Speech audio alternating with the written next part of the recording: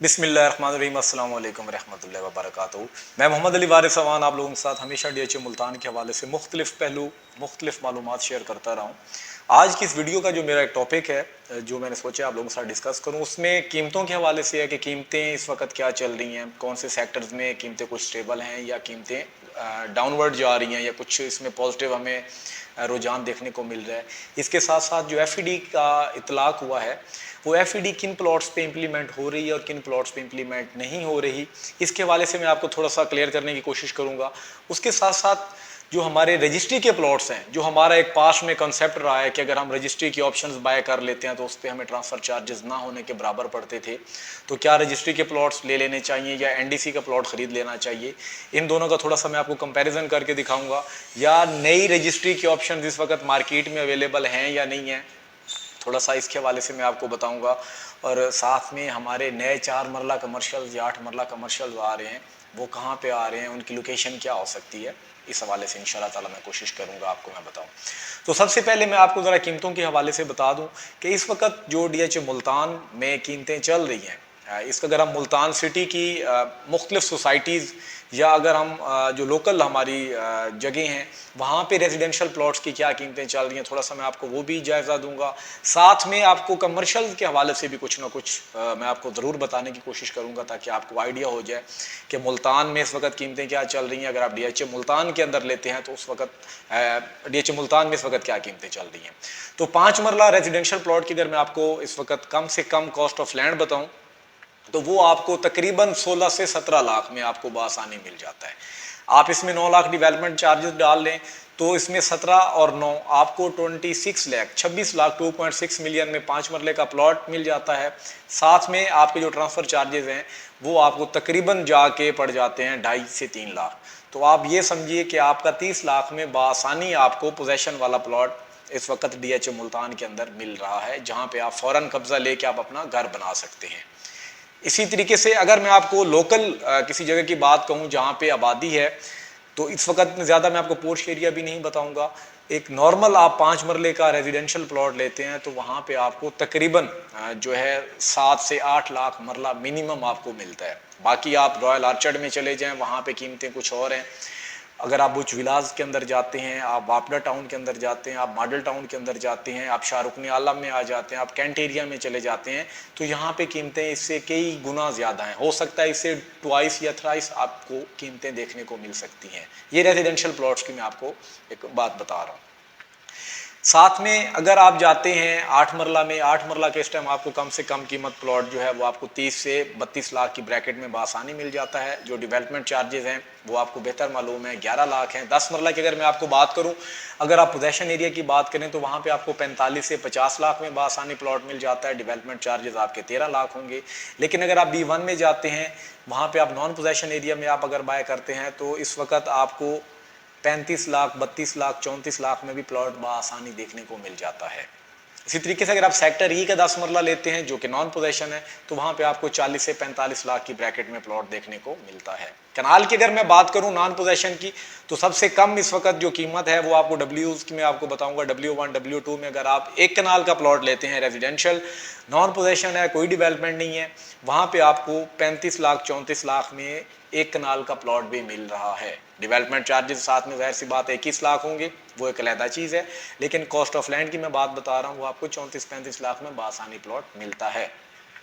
अगर आप possession sectors में आ जाते हैं, पोजेशन सेक्टर जहाँ पे आप फौरी कब्जा ले सकते हैं, वहाँ पे अगर आप प्लॉट लेते हैं तो उसमें सबसे कम कीमत इस वक्त आपको सेक्टर U फॉर अम्ब्रेला 1 कनाल, सेक्टर Q फॉर क्वीन और sector R for royal, in 3 sectors में देखने को मिलती है। इनमें से फिर भी सबसे जो लोएस्ट प्राइस है इस वक्त वो सेक्टर U की है। वहाँ पे आपको 55 लाख में बआसानी प्लॉट मिल जाता है, 55-56-57 लाख में। अगर आप सेक्टर Q की बात करेंगे तो आपको इससे थोड़ा 2-3 लाख आपको ऊपर जाना पड़ेगा। सेक्टर R में अगर आप जाते हैं तो वहाँ पे आपको 62-63 लाख में प्लॉट बआसानी मिल जाता है। डेवलपमेंट चार्जेस 21 लाख अलहदा से होंगे। अब तो ये आपको मैंने रेजिडेंशियल प्लॉट्स की कीमतों का आपको बता दिया। अगर आप यही कनाल की बात करेंगे, कनाल आप रॉयल आर्चर्ड में जाते हैं, कनाल आप बुर्ज विला में जाते हैं, तो यहाँ पे आपको जो मिनिमम मॉडल टाउन वापडा टाउन में है, यहाँ पे आपको 12-13 लाख मरला मिनिमम आपको देखने को मिलता है। मतलब आपको 1 कनाल 2-2.25 करोड़ 2.5 करोड़ में आपको जाके पड़ेगी। जबकि आप DHA मुल्तान के अंदर अगर आप लेते हैं तो वहाँ पे कीमतें आपको मैं वाज़ेह तौर पे बता चुका हूँ। इसके साथ अगर हम कमर्शियल्स की बात करते हैं, डीएचए मुल्तान में इस वक्त आप 2 मरला कमर्शियल लेते हैं किसी पोजेशन सेक्टर के अंदर, तो वहाँ पे आपको 80 से 1 करोड़ की ब्रैकेट में आपको मिल जाता है, 80 लाख से 1 करोड़ की ब्रैकेट में 2 मरला कमर्शियल। अगर आप नॉन पोजेशन में आते हैं तो वहाँ पे आपको 60 से 70 लाख की ब्रैकेट में बासानी 2 मरला कमर्शियल प्लॉट आपको देखने को मिल जाता है। क्योंकि हम पोजेशन की बात कर रहे हैं, तो जब आप आ जाते हैं मॉडल टाउन के अंदर या आप 6 नंबर वाली साइड पे आ जाते हैं, आप शाहरुख आलम साइड पे आ जाते हैं, तो यहाँ पे कमर्शियल की कीमतें जो 1 मरला है आपको तकरीबन जो है वो पोर्श एरिया ये गिना जाता है, यहाँ पे आपको 1.25 करोड़, 1.5 करोड़, करोड़ 90 लाख पे 1 मरला आपको मिलेगा। तो अगर आप चले जाते हैं एमपीएस रोड पे, अगर आप चले जाते हैं एम.ए. जिनाह रोड पे चले जाते हैं, अगर आप नगाना चौक से दाएं बाएं चले जाते हैं, इस सराउंडिंग्स में अगर आप जाते हैं, तो यहाँ पे आपको 1 मरला जो है वो आपको 25 से 40 लाख की ब्रैकेट में देखने को मिलता है। तो लेकिन वहाँ पे कोई ख़ास इर्द गिर्द पोजेशन या इर्द गिर्द कमर्शियल एक्टिविटीज़ नहीं है। जहाँ पे कमर्शियल एक्टिविटीज़ हैं वहाँ पे कीमत मैं आपको बता चुका हूँ कि क्या कीमतें चल रही हैं। जबकि आप डीएचए मुल्तान के अंदर जाते हैं, सेक्टर एम के अंदर आप लेने जाते हैं, तो वहाँ पे आपको 90 लाख से लेकर 1 करोड़ की ब्रैकेट में बासानी 2 मरला कमर्शियल मिल जाता है। अगर 4 मरला कमर्शियल की बात करें तो 4 मरला कमर्शियल आपको सेक्टर एम के अंदर 2.25 करोड़ प्लस माइनस में आपको देखने को मिलता है। बाकी कुछ ऐसे सेक्टर्स भी हैं जहाँ पे आपको 1 करोड़ 70 लाख, 1 करोड़ 80 लाख, 1 करोड़ 90 लाख की ब्रैकेट में भी आपको 4 मरला कमर्शियल देखने को मिल जाते हैं। ये तो ओवरऑल कमर्शियल के आपको या रेजिडेंशियल प्लॉट्स के आपको मैंने कीमतों का बता दिया। इसके साथ आ जाते हैं आप एफईडीपी। एफईडी का जो टैक्स है, फेडरल एक्साइज ड्यूटी, ये टैक्स अभी इंप्लीमेंट हुआ है, जो हमारा नया माली साल चल रहा है 2024-25 का। इस माली साल के अंदर जितने भी आप ट्रांजैक्शन करेंगे उस पे कौन कौन से प्लॉट पे इतलाक होता है, उसमें उन प्लॉट्स पे इतलाक होगा जिनका डीएचए से फर्स्ट ट्रांसफ़र होगा। मतलब फर्स्ट ऑनर का जो प्लॉट था वो आगे किसी को सेल करने जा रहा है, तो बायर पे करेगा, जहाँ पे बाकी वो 236 के पे कर रहा है, वहाँ पे अपना स्टैंप ड्यूटी पे कर रहा है, डीएचए फीस पे कर रहा है, अपने बाकी एफिडेविट्स बनवा रहा है, वहीं पे वो अपना ये टैक्स भी पे करेगा। नादरा टैक्स भी पे करता है, नादरा वेरिफिकेशन पे करता है, साथ में वो अपना एफईडी पे करेगा। और ये एफईडी की जो मालियत जाके बनेगी ये आपके डीसी रेट के मुताबिक जाके बनेगी। जो आप एफबीआर पे करेंगे बीइंग अ फाइलर, उतनी ही आप अमाउंट पे करेंगे एफईडी की मद के अंदर। सिर्फ ये उस प्लॉट पे इंप्लीमेंट होगा जिसका डीएचए मुल्तान से वेरी फर्स्ट ट्रांसफ़र हो रहा होगा। चाहे उसमें आप फाइल भी खरीद रहे हैं, आप फाइल पे भी आप अपना एफईडी टैक्स पे करेंगे। जो आपकी पहले एक इंटीमेशन की फ़ीस होती थी रजिस्ट्री प्लॉट की, वो तो आप पे करते थे, इसके साथ साथ आप कोई और टैक्स पे नहीं करते थे। लेकिन अब आपने उस ट्रांसफ़र चार्जेस के साथ साथ आपने बाकी का जो एफईडी है इसके अलावा और कुछ नहीं पे करना, लेकिन एफईडी आप पे करेंगे।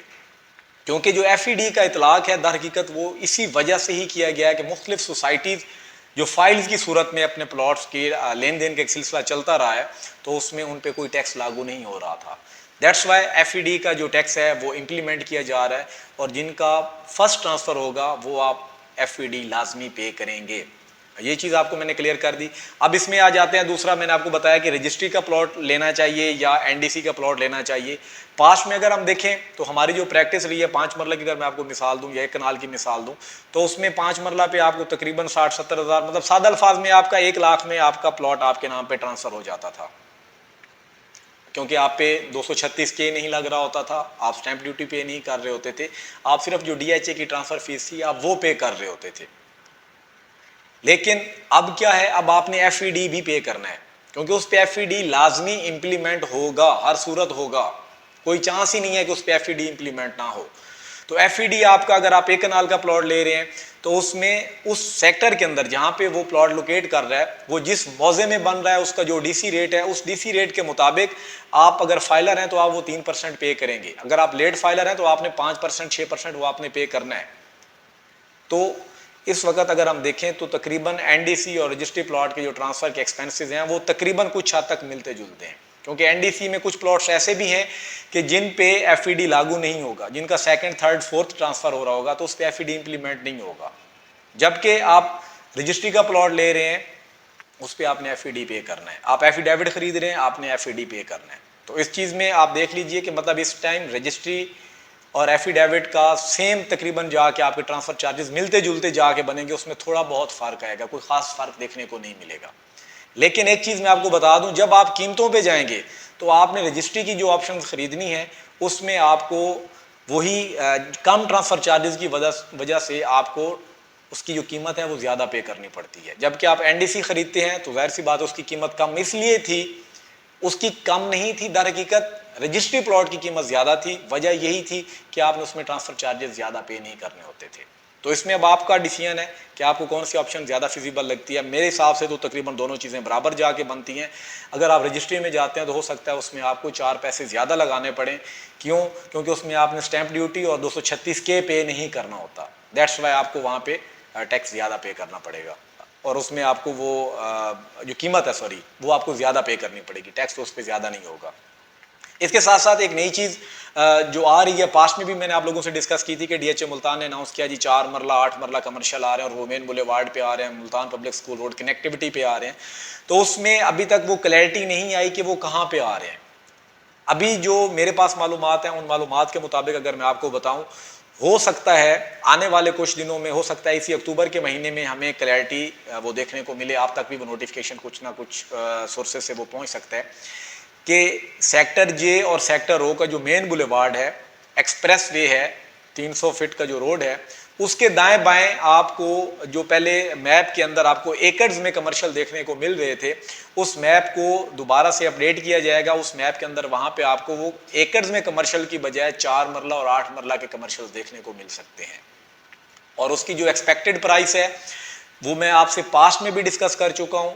अब की जो मालूमात है उसमें भी वही कीमत मुझे सुनने को मिली है कि जो 4 मरला है वो 4 मरला कमर्शियल आपको तकरीबन जो 4 करोड़ के आसपास प्लस माइनस कहीं पे भी आपको वो कीमत देखने को मिल सकती है। अगर आप 8 मरला कमर्शियल वहाँ पे लेंगे तो वो हो सकता है आपको 8 करोड़ प्लस माइनस में कहीं ना कहीं देखने को मिल सकती है। तो इस टाइम ये कुछ सूरत हाल थी, ये चीज़ें थी, ये अपडेट थी जो मैंने आप लोगों के साथ शेयर की है।